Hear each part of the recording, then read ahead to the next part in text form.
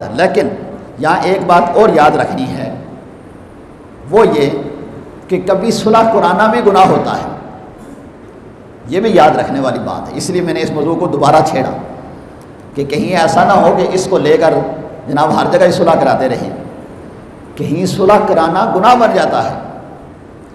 مثال کے طور پر خاوند نے عورت کو 3 طلاقیں دے دی،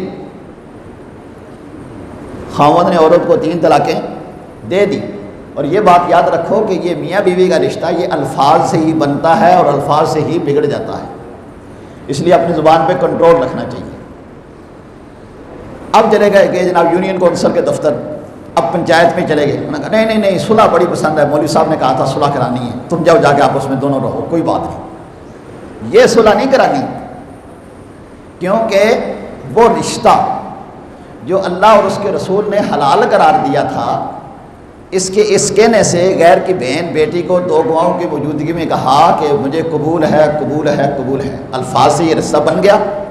اب اس نے الفاظ سے ہی اس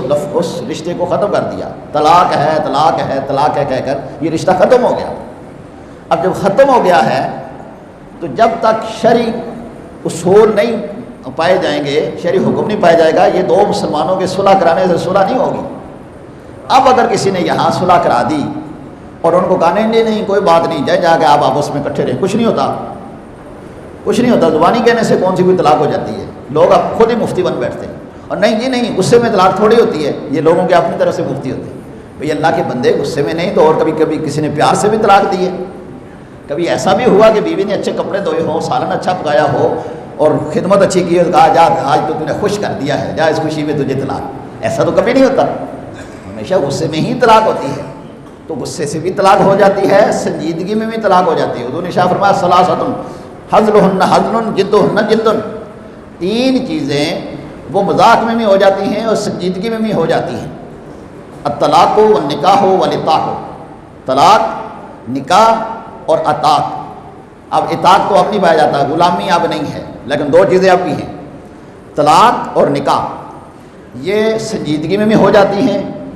اور غصے میں بھی ہو جاتی ہیں۔ مذاق میں اگر کسی نے غیر محرم لڑکی کو 2 گواہوں کی موجودگی میں کہا، ڈرامہ کرتے ہوئے، آج کا ڈرامے عام ہے، ڈرامہ کرتے ہوئے کہا میں نے تجھ سے نکاح کیا، لڑکی نے کہا میں نے تجھے قبول کیا، 2 گواہ موجود تھے، نکاح ہو گیا۔